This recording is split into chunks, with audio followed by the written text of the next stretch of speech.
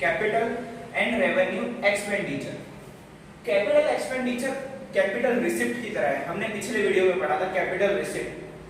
Capital receipt का मतलब क्या था, जो इरेगुलर होती है नेचर में, मतलब कभी कभी होती है।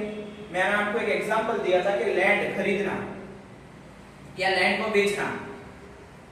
आप हर रोज लैंड बेचते हो? नहीं, 5-6 साल में एक बार आप लैंड बेचते होगे। उसी तरीके से परचेज ऑफ लैंड, सीधी बात है, अगर कोई लैंड परचेज कर रहे हो तो आपको सामने पैसा देना पड़ेगा, एक्सपेंस करना पड़ेगा, ठीक है। तो परचेज ऑफ लैंड आपके लिए क्या हुआ, एक तो एक्सपेंडिचर, पर ये कैसा एक्सपेंडिचर है, कैपिटल। क्यों? क्योंकि आप हर रोज थोड़ी लैंड खरीदते हो, 2-3 साल में एक बार, 5 साल में एक बार, ठीक है। और दूसरी बात करूं मैं मशीन, एसी, ये सब हमारे कौन से एक्सपेंडिचर होते हैं, कैपिटल एक्सपेंडिचर, जो रेगुलरली नहीं होते। तो अब बात करेंगे रेवेन्यू एक्सपेंडिचर की। रेवेन्यू एक्सपेंडिचर मतलब उसका ऑपोजिट, जो रेगुलर होते हैं। जैसे कि कोई गुड्स आपने परचेज किए तो उसका एक्सपेंस हुआ, ठीक है। फिर आपने किसी को कमीशन पे किया, आपने किसी को डिस्काउंट दिया, ये सब कैसा होता रहता है, रेगुलरली होता रहता है। तो उसको मैं क्या बोलूंगा, रेवेन्यू एक्सपेंडिचर, जो कैसा है, रेगुलर होता रहता है, मतलब डे टू डे लाइफ में होता रहता है, ठीक है। अब ये इंपॉर्टेंट टर्म है एक्सपेंस। आप बोलोगे अभी एक्सपेंडिचर पढ़ा, अब एक्सपेंस पढ़ा, और दोनों के बीच का डिफरेंस क्या है? बहुत डिफरेंस है दोनों के बीच का। एक्सपेंस का मतलब क्या होता है, amount spend and whose benefit received in that year only, मतलब विद इन 12 मंथ। एक्सपेंस आप किसको बोलोगे, जिसका बेनिफिट, मतलब जिसका फायदा आपको उसी साल मिले। मैं आपको एक एग्जांपल दूंगा, आपने अगर कोई सैलरी पे की है, ठीक है, तो सीधी बात है उस बंदे ने काम किया है आपके यहाँ, तो जाके आपने उसको सैलरी पे की है, मतलब उसका बेनिफिट आप ऑलरेडी रिसीव कर चुके हो। दूसरा मैं एक एग्जांपल दूंगा, आपने गुड्स परचेज की है, ठीक है। Actually goods purchase is not a expense, but मैं जनरल बात कर रहा हूँ। इन शॉर्ट, एक्सपेंस करने पर आपको उसका बेनिफिट ऑन द स्पॉट, मतलब ऑन दैट पर्टिकुलर ईयर मिल जाता है, वही ईयर में मिलता है, तो उसको एक्सपेंस बोलेंगे। और उसका बेनिफिट अगर 1 साल के बाद मिलने वाला हो या 1 साल से ज्यादा देर तक मिलता है, तो उसको एक्सपेंडिचर बोलते हैं। जैसे कि मैं आपको एग्जांपल दूंगा, आपने लैंड खरीदा, ठीक है, तो वो लैंड का बेनिफिट तो आपको 2 साल, 3 साल, 5 साल, जितने तक आप चाहो तब तक मिल सकता है। तो ये आपका क्या हो जाएगा, एक्सपेंडिचर हो जाएगा। मतलब ऐसी चीज जिसका बेनिफिट हमको 1 साल से ज्यादा के लिए मिलेगा, उसको बोलेंगे एक्सपेंडिचर। एंड एक्सपेंस का मतलब होता है ऐसी चीज जिसका बेनिफिट हमको दैट पर्टिकुलर ईयर के लिए मिलेगा, मतलब वही ईयर का जिसमें हमको बेनिफिट मिलेगा। तो ये बात ध्यान रहे, सैलरी, कमीशन, डिस्काउंट, ये सब एक्सपेंस होंगे। और एक्सपेंडिचर जैसे कि लैंड खरीदा, मशीन खरीदा, एसी खरीदा, ठीक है। आगे बात करेंगे रेवेन्यू की। रेवेन्यू का मतलब आई थिंक आपने अभी तक टैक्स समझा होगा, और अभी तक आप टैक्स पढ़ते आ रहे हैं, ठीक है। बट यहाँ पे अब रेवेन्यू का मतलब क्या होता है, जैसे कि मैंने कोई सेल किया, मतलब कोई सामान बेचा, तो मेरे को उसका जो भी अमाउंट मिलने वाला है ना, उसको मैं बोलूंगा रेवेन्यू। मतलब whatever amount is receivable from sales is called revenue. कोई भी सामान बेचने पर आपको जो पैसा मिलने वाला होता है, मतलब आपकी जो इनकम होने वाली होती है, उसको बोलेंगे रेवेन्यू, ठीक है। ये बात ध्यान रहे, सेल से जो भी पैसा मिलने वाला होता है उसको बोलेंगे रेवेन्यू। अब बात करते हैं डेटर्स की। ये आपने सुना बहुत होगा, पर आपको पता नहीं है इसका मीनिंग। डेटर्स का मतलब क्या होता है, यहाँ पे एक एग्जांपल से समझना पड़ेगा। आप मेरे यहाँ, एक शॉप है मेरी, आप मेरे यहाँ सामान लेने आए, ठीक है। मेरी शॉप पे आप सामान लेने आए, आपने 50,000 रुपए का सामान ले लिया, ठीक है। फिर आपने मुझे क्या बोला पता है, कि हरप्रीत भाई अभी पैसा नहीं है, मैं आपको पैसा 3-4 महीने बाद दूंगा, ठीक है। तो यहाँ पे क्या हुआ, मैंने आपको सामान बेचा, पर कैसे बेचा, क्रेडिट पर बेचा, सोल्ड ऑन क्रेडिट, मतलब मैंने आपको उधार पे सामान बेचा है, ठीक है। तो मेरे को आपसे पैसे लेने रहेंगे इन फ्यूचर, ठीक है। तो आप मेरे यहाँ पे क्या हुए, डेटर हुए। मतलब आप किसी को अगर क्रेडिट में सामान बेचो, ठीक है, और उससे आपको फ्यूचर में पैसा मिलने वाला हो, अगेन आई एम रिपीटिंग, आपने किसी को गुड्स सेल किए क्रेडिट पे और उससे आपको इन फ्यूचर पैसा मिलने वाला हो, देन ही और शी इज योर डेटर। तो वो कस्टमर आपका क्या हो जाएगा, डेटर होगा, ठीक है। ये टर्म बहुत इंपॉर्टेंट है, इसको थोड़ा कंसीडर में रखना। आगे बात करें बिल्स रिसीवेबल।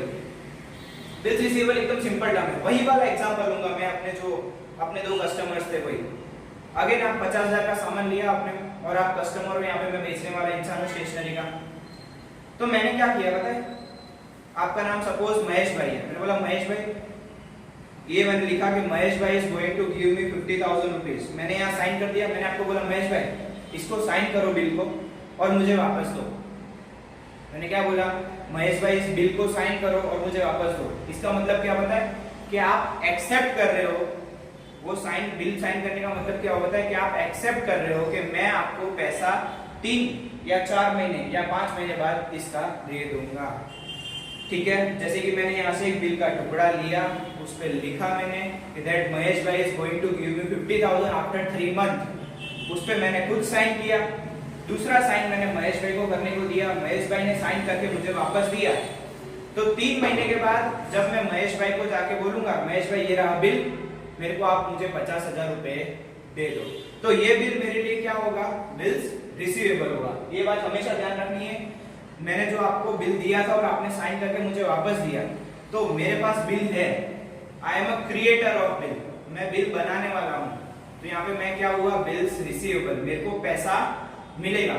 इतना ध्यान रखना है, जिसको पैसा मिलने वाला होता है उसको बोलेंगे बिल्स रिसीवेबल। मुझे मिलने वाला है महेश भाई से पैसा, तो मैं यहाँ पे क्या हो गया, बिल्स रिसीवेबल। ओके स्टूडेंट्स, तो अब हम देखेंगे रिसीवेबल्स। रिसीवेबल का मतलब होता है any amount is to be received by business in future from any person. एक बात ध्यान रहे, रिसीवेबल और रेवेन्यू में कंफ्यूज मत हो। रेवेन्यू का मतलब क्या होता था कि जो भी सेल्स से अमाउंट मिले उसको बोलते थे रेवेन्यू। मतलब सेल्स किया हमने, मतलब हमने कोई सामान बेचा और उससे पैसा मिलने वाला हो तो उसको हम क्या बोलते हैं, रेवेन्यू। पर रिसीवेबल्स का मतलब क्या होता है, कोई भी हो, मतलब जैसे कि आपने किसी को पैसा उधार पे दिया है, वो वाला पैसा मिलने वाला है, आपको कोई इनकम मिलने वाली है, एनी अमाउंट, कोई भी पैसा। इसमें खाली सेल्स नहीं इंक्लूड होता, इसमें सब कुछ आ जाता है। समझो, रेवेन्यू में खाली सेल्स होता था, रिसीवेबल्स में कोई भी अमाउंट आपको फ्यूचर में मिलने वाला है, सुनो मिला नहीं है, मिलने वाला है, तो वो आपके लिए क्या हो जाएगा, रिसीवेबल्स। ठीक है, payables, any amount to be paid by business in future to any person. वही है रिसीवेबल्स के जैसा ही। रिसीवेबल में हमको पैसा मिलने वाला होता है कहीं से। पेबल्स का मतलब क्या होता है, हमारा पैसा देना किसी को बाकी है और हमको उसको फ्यूचर में पे करना पड़ेगा। समझे, मतलब हमको किसी को पैसा देना बाकी है, मतलब हमने किसी से कुछ उधार लिया होगा या हमारा कोई एक्सपेंस पे करना बाकी है। ठीक है, वो हमको इन फ्यूचर पे करना पड़ेगा। ठीक है, वो हमारे लिए क्या हो जाएगा, payables. Any amount to be paid by business in future to any person, कोई भी पर्सन को जो भी अमाउंट फ्यूचर में पे करना है उसको बोलेंगे पेबल्स। आगे बात करते हैं कॉस्ट का। To produce any product whatever expense is incurred is called cost. ये आपको बहुत अच्छी तरह पता है, बोलते हैं कि इसका कॉस्ट क्या है, इसका कॉस्ट क्या है। ठीक है, मतलब इसका प्रोडक्शन कॉस्ट क्या है। प्रोडक्शन कॉस्ट मतलब समझ आता है कि फॉर एग्जांपल मेरा अगर इसका धंधा है पेन, मैं पेन को प्रोड्यूस करता हूँ ये वाली, तो इस पेन का प्रोडक्शन में प्लास्टिक लाना, प्लास्टिक के फिर इंक लाना, फिर इसके अंदर जो स्पंज होता है वो लाना, इन सबका मिला के जो भी मेरा खर्चा होगा, ठीक है, वो मेरा क्या हो जाएगा, कॉस्ट। मतलब टू प्रोड्यूस एनी प्रोडक्ट, मतलब किसी भी चीज को प्रोड्यूस करने के लिए जो भी खर्चा होता है उसको क्या बोलेंगे, कॉस्ट। आगे बढ़ेंगे वाउचर। अभी तक आपको क्या पता था, वाउचर, बुक माई शो के वाउचर, अमेज़न के वाउचर, मेरे को ज्यादा आइडिया है, गिफ्ट वाउचर जो आप समझते हो, अभी भूल जाना वो सब। यहाँ पे वाउचर का मतलब क्या होता है, voucher is a written document of business transaction. मतलब ऐसा बोल सकते हो voucher is nothing but a bill. पता है, कुछ भी ट्रांजैक्शन करते हो तो उसका बिल बनाता है दुकानदार, ठीक है, उसको बोला जाता है वाउचर। मतलब कोई भी ट्रांजैक्शन हुआ, मतलब कुछ भी चीज हुई, परचेज या सेल, उसका रिटर्न का जो डॉक्यूमेंट होता है उसको बोला जाता है वाउचर। मतलब return document of business transaction, in short जो बिल बनता है वो। आगे बढ़ेंगे डिस्काउंट पे। डिस्काउंट का मतलब क्या होता है, आपको बहुत अच्छी तरह पता है, आप हर जगह जाके मांगते भी हो कि भैया 200 रुपए का डिस्काउंट दो, 10% दो, 20% दो, ये आपको सबको पता ही डिस्काउंट क्या होता है। From total amount certain amount is debited is called discount. Total amount में से जो अमाउंट हम डिडक्ट करवाते हैं उसको बोला जाता है डिस्काउंट। ठीक है, डिस्काउंट में कुछ ज्यादा डिस्कशन करने की जरूरत नहीं है। आगे बात करेंगे discount allowed and discount received. हाँ, ये टर्म आपके लिए नए हैं, discount allowed and discount received. तो पहले देखते हैं डिस्काउंट अलाउड का मीनिंग क्या होता है। When businessmen sell goods and receive less amount, such amount is called discount allowed. मैं बिजनेसमैन हूँ, ठीक है, आप मेरे पास आए, क्या अर्पित भाई 1000 की चीजें पर 800 में दे दो ना। मैंने बोला हाँ चलो ले जाओ, तो मैंने आपको 200 रुपए का डिस्काउंट दिया। मैंने आपको 200 रुपए का डिस्काउंट दिया, मतलब मैंने डिस्काउंट अलाउ किया। जब आप डिस्काउंट देते हो किसी को, जब आप किसी को डिस्काउंट देते हो उसको बोला जाता है डिस्काउंट अलाउड। ये बात ध्यान रहे। When businessman sell goods, जब बिजनेसमैन गुड बेचता है, जैसे मैं बिजनेसमैन, मैंने आपको सामान बेचा, ठीक है, और मुझे आपने 1000 के बदले कितना रुपया दिया, 800 रुपया, मतलब 200 रुपया आपने कम दिया, तो 200 रुपये क्या हुआ, डिस्काउंट अलाउड। ये मेरे लिए क्या हो जाएगा, एक्सपेंस हो जाएगा। ये बात है, बिजनेसमैन के लिए क्या हो जाएगा, एक्सपेंस। अगला ही टर्म है डिस्काउंट रिसीव्ड। ये टर्म से आपको पता चलता है आपको डिस्काउंट मिलना। अब जैसे कि मैंने किसी और से गुड्स परचेस किए होंगे, सीधी सी बात है, पेन मैंने किसी और से परचेस किए, फिर मैं आपको बेच रहा हूँ, तो मैंने वहां से परचेस किया ना, वो बोल रहा था 50,000 रुपए देने के तुमको। मैंने उसको क्या बोला, 45 रखो, 5,000 का डिस्काउंट दो मेरे को, ठीक है। तो उसने बोला हाँ चलो ठीक है, बस 50 की जगह 45 देना। तो मैंने उसको 45,000 दिए, 5,000 मतलब मैंने उसको कम दिए। मुझे कितने का डिस्काउंट मिला हुआ है यहाँ पे, 5,000। When businessman purchase goods and gives less amount, मैंने उससे परचेज किए थे गुड्स सामने वाले से, और उसको मैंने कम अमाउंट दी, मतलब ये मेरा क्या हो जाएगा, डिस्काउंट रिसीव्ड। ये मेरे पास डिस्काउंट आया, ठीक है, मुझे डिस्काउंट मिला। एक बात ध्यान रहे, डिस्काउंट रिसीव्ड हमारे लिए इनकम होता है एंड डिस्काउंट अलाउड हमारे लिए एक्सपेंस। डेप्रिसिएशन आपने सुना तो बहुत होगा इसके बारे में, पर आपको इसका पता नहीं। डेप्रिसिएशन के लिए मैं मस्त एक एग्जांपल लेना चाहूंगा एसी का। देखा होगा आपने, आपके पापा बोलते हैं कि अभी गाड़ी ली है, 2 साल बाद इसकी वैल्यू इतनी हो जाएगी, ये भी एसी लिया है, 2 साल बाद इसकी वैल्यू इतनी हो जाएगी। ऐसा कभी सुना है? इसमें कैसा होता है, जैसे जैसे हम चीजें यूज करते हैं ना, उसकी वैल्यू रिड्यूस होती जाती है। फॉर एग्जाम्पल, अगर एसी आपका आपने 1 साल यूज किया है तो उसकी कुछ वैल्यू रिड्यूस हुई है, फिर उसके अगले साल उसकी और वैल्यू रिड्यूस हुई है। पता है, ऐसा कुछ भी गाड़ी लेते तो पूछते कितनी साल पुरानी है, क्यों? क्योंकि वो देखते हैं कि इस पे कितना डेप्रिसिएशन लगा होगा। डेप्रिसिएशन का मतलब क्या होता है, every year value of assets is reduced. हर साल हमेशा है ना, असेट्स की वैल्यू में थोड़ा घटावा आता है, हमेशा हर साल असेट्स की वैल्यू थोड़ी कम होती है। जैसे कि 5 लाख की चीज हो जाती है 4,50,000 की, ठीक है, मतलब 50,000 क्या हुआ, असेट्स की वैल्यू में रिड्यूस। आप बोलो असेट थोड़ी कम होते हैं, कम नहीं होते, पर उसकी वैल्यू कम होती है, ठीक है। तो ये भी हमारे लिए क्या होता है, depreciation is loss for us. ये बात ध्यान रहे, डेप्रिसिएशन हमारे लिए क्या होता है, लॉस, क्योंकि हमारी असेट की वैल्यू क्या होती जा रही है, कम होती जा रही है, ठीक है। आगे बात करेंगे bad debt. Bad debt, bad debt is nothing but, मतलब क्या हुआ पता है, ये बहुत अच्छा है। पता है आपने अभी मुझे सामान लिया था मेरे यहाँ से 50,000 का, आपको ध्यान है, अभी हमने डेटर का एग्जांपल लिया था ना, कि आपने मेरे यहाँ से 50,000 का सामान लिया है, आपने बोला मैं अभी नहीं, थोड़े दिन बाद पैसे दूंगा, ठीक है। तो क्या हुआ पता है, थोड़े दिन बाद आप तो आए नहीं मेरे दुकान पे पैसे देने 50,000, पर मैं आपके पास पहुंच गया कि मुकेश भाई पेमेंट का करो कुछ। तो आपने क्या बोला पता है, अभी पैसा नहीं है, नहीं मिलेगा, जाओ जो करते हो करो। आपने क्या बोला, पैसा मेरे पास नहीं है, नहीं मिलेगा पैसा, जो करते हो कर लो। मैंने बहुत ट्राई किया पैसे निकलवाने का, मैंने बोला निकल जाए जितने पैसे निकल दो, पर मैं पैसे निकला पाया नहीं। तो उसको क्या बोला जाएगा, बैड डेट, मतलब पैसा हमारा भूल जाओ, हमको क्या हुआ, ये पूरा का पूरा लॉस। तो हमेशा ध्यान रहे, आपने किसी को पैसा दे के रखा है, मतलब किसी से आपको पैसा लेना है, अगर वो पैसे नहीं देता या मना करता है या बोलता है नहीं मिलेंगे, मतलब आपको वो पैसे भूल जाने के, और उसको क्या बोला जाता है अकाउंट्स में, बैड डेट, ठीक है। It is our loss only, ठीक है, ये बात ध्यान रखें। ओके ओके स्टूडेंट्स, तो अब हम टर्म्स पढ़ेंगे सॉल्वेंट। सॉल्वेंट का मतलब आपने साइंस में देखा होगा, जो मिल जाए हर एक चीज से, कुछ याद है? सॉल्वेंट मतलब जो हर एक चीज से घुल जाता हो ना। अब आप कॉमर्स में आते हो, तो अब आपके लिए सॉल्वेंट का मतलब क्या है? A person who page his financial obligation regularly, मतलब ऐसा इंसान जो उसका कर्जा ऑन टाइम पे करता हो, मतलब जितनी लोन लेके रखी हो उसके हफ्ते ऑन टाइम भरता हो, ठीक है, उसको क्या बोलेंगे?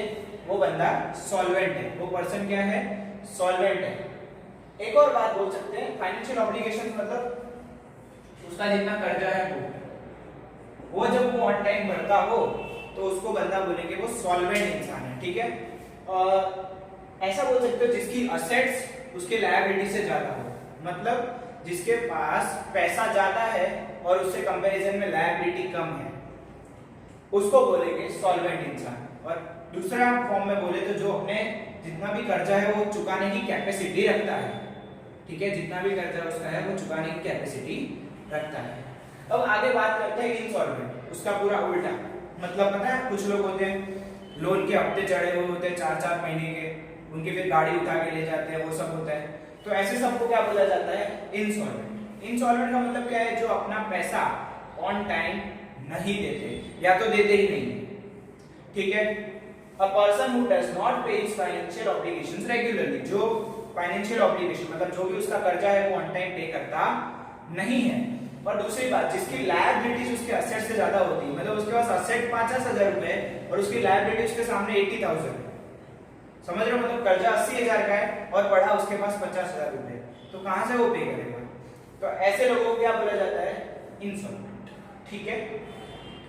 डेबिट एंड क्रेडिट, ओहो ये तो बहुत वेल नोन टर्म हो गया हमारे यहाँ के, डेबिट एंड क्रेडिट। अकाउंट्स में आपने सुना होगा जो है डेबिट एंड क्रेडिट ही है।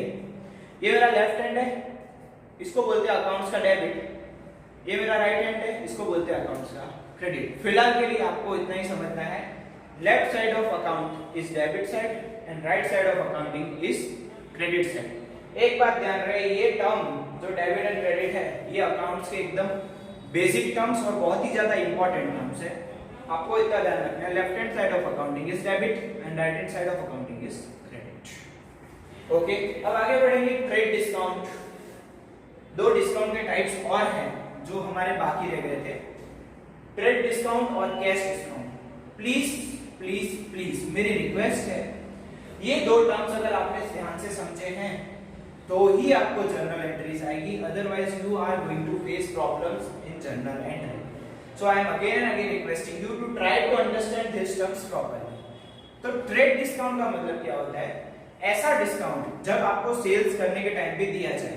मैं आपको एग्जांपल दूं, पता है कि 20% ऑफ पे ले जाओ जीन्स, 20% ऑफ पे, ठीक है। ऐसा आपने बहुत बार देखा हुआ है कि आज कपड़ों पे 30% ऑफ, उतने दिन 40% ऑफ, तो उसको क्या बोलेंगे? Trade discount. मतलब at the time of sale businessman deduct certain percentage, जब सेल कर रहे हैं तब उसने वो सर्टेन परसेंटेज डिडक्ट कर दिए, उसको बोलेंगे ट्रेड डिस्काउंट। फॉर एग्जांपल 1200 की चीज थी, चलो 1200 की चीज थी, मैंने आपको बोला कि 10% कम देना, मतलब आप मुझे कितना दोगे? 1080 रुपए, ठीक है। तो यहाँ पे ये जो मैंने डिस्काउंट दिया इसको बोला जाता है ट्रेड डिस्काउंट। जो सेल्स करने के टाइम पे हम देते हैं उसको बोलेंगे ट्रेड डिस्काउंट। एक बात हमेशा ध्यान रहे,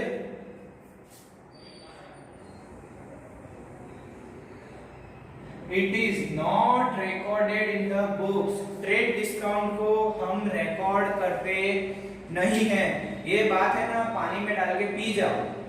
ट्रेड डिस्काउंट को हम अकाउंट्स में रिकॉर्ड करेंगे नहीं, ट्रेड डिस्काउंट को अकाउंट्स में रिकॉर्ड करेंगे नहीं।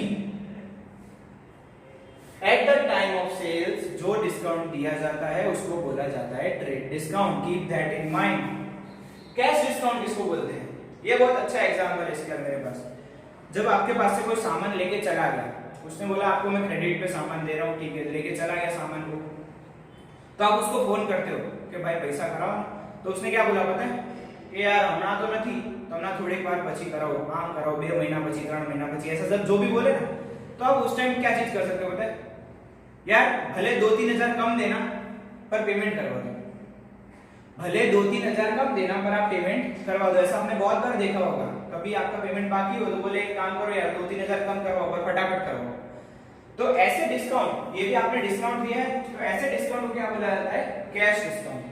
With the purpose of quick collection, amount which is deducted is called cash discount। आपने ये भी देखा होगा कि बहुत सारी दुकानों पे ऐसा होता है कि अगर कैश में पेमेंट कर रहे हो, मोस्टली टीवी और वो सब में अगर आप कैश में पेमेंट कर रहे हो तो आपको 3000 एक्स्ट्रा डिस्काउंट मिलेगा। सुना होगा आपने बहुत। अगर आप कैश में पेमेंट कर रहे हो तो आपको ये मिलेगा, आप कैश में पेमेंट करते हो तो ये होता है। मतलब वो कैश में पेमेंट करने से क्या होगा, आपको थोड़ा अमाउंट डिडक्ट हो जाएगा, ठीक है, उसको क्या बोलेंगे, कैश डिस्काउंट। और एक बात ध्यान रहे, it is recorded in accounts, इसको हमें अकाउंट्स में रिकॉर्ड करना पड़ता है, ट्रेड डिस्काउंट को रिकॉर्ड नहीं करना पड़ता। अब बात करते हैं क्रेडिटर्स की। A person whom goods are purchased on credit is called creditor of business। जैसे कि मैं बिजनेसमैन हूं तो सीधी सी बात है, मैं भी आगे से कहीं से सामान लेता हूं, ठीक है, तो मैंने जो भी सामान परचेज किया है किसी से, और अगर मैंने उधार में परचेज किया है तो वो मेरा क्या हो जाएगा, क्रेडिटर। वो इंसान मेरा क्या हो जाएगा, क्रेडिटर। मैंने परचेज किया है उधार में, अगेन आई एम टेलिंग, मैंने परचेज किया है उधार में, तो that particular person is my creditor. और एक बात ध्यान रहे, मुझे इन फ्यूचर उसको पैसा देना पड़ेगा, ठीक है, क्रेडिटर को मुझे उन फ्यूचर पैसा देना पड़ेगा, और ये मेरे लिए क्या हो जाएगी, लायबिलिटी, मेरा कर्जा, ठीक है। तो जैसे हमने बिल्स रिसीवेबल देखा था वैसे ही बिल्स पेएबल भी है। आपने अगर किसी से सामान लिया है, फॉर एग्जांपल आपने कोई राजेश भाई से सामान लिया है, ठीक है, तो राजेश भाई क्या बोलता है, हरप्रीत भाई एक मिनट खड़े रहो, मैं एक बिल लिख के देता हूं, उस पे जरा साइन कर दो ना।